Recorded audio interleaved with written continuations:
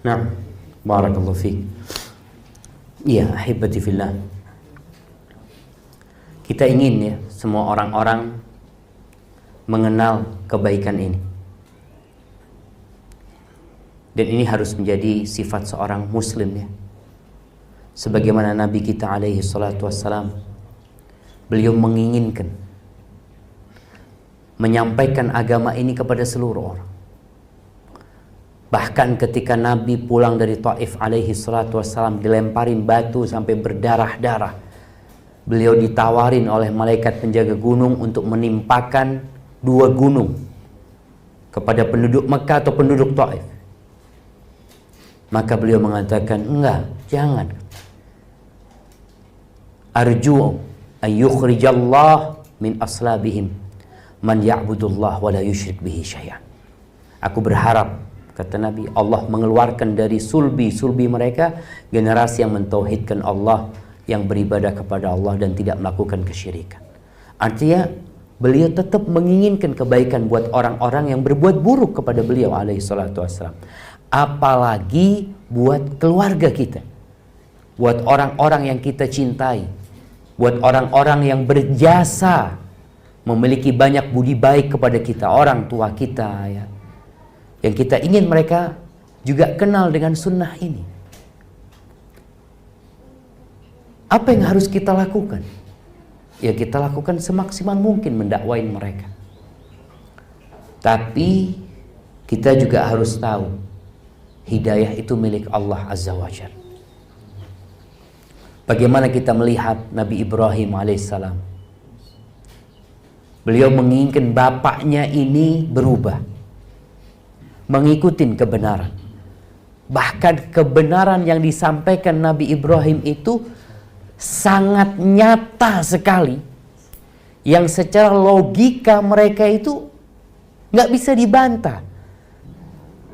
Ketika Nabi Ibrahim menghancurkan patung-patung itu, kemudian yang paling besar nggak dihancurin, dikasih kapak di lehernya, kemudian orang-orang datang menyidang Nabi Ibrahim.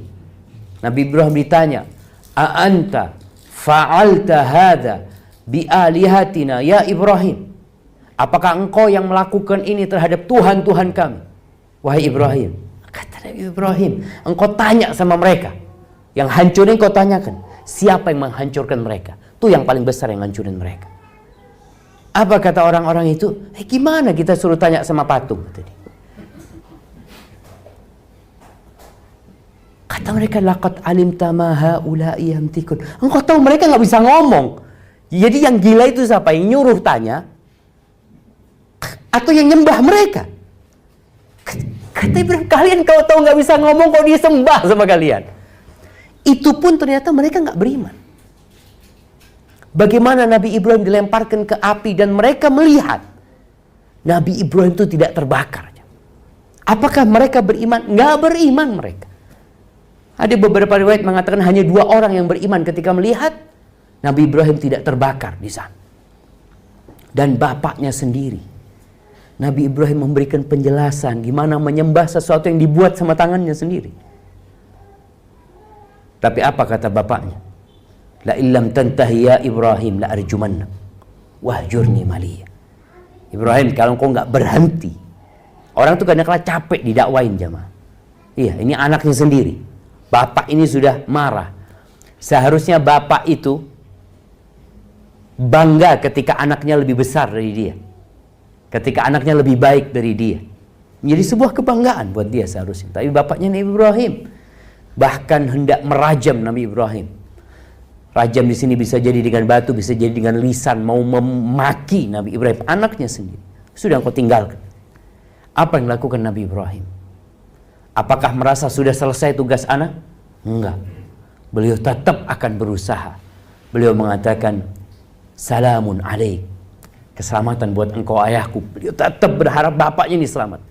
Sa'astaghfiru laka rabbi.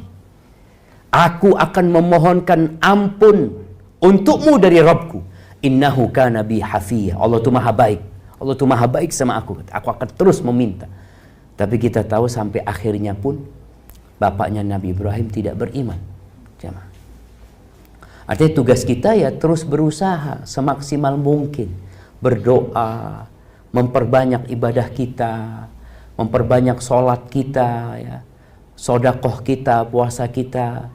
Bagaimana sebagian salafus saleh, kalau enggak salah Sa'id bin Musayyab, nanti Ustaz Harith bisa memperbaiki kalau salah Ustaz, wallahi sahih Ustaz.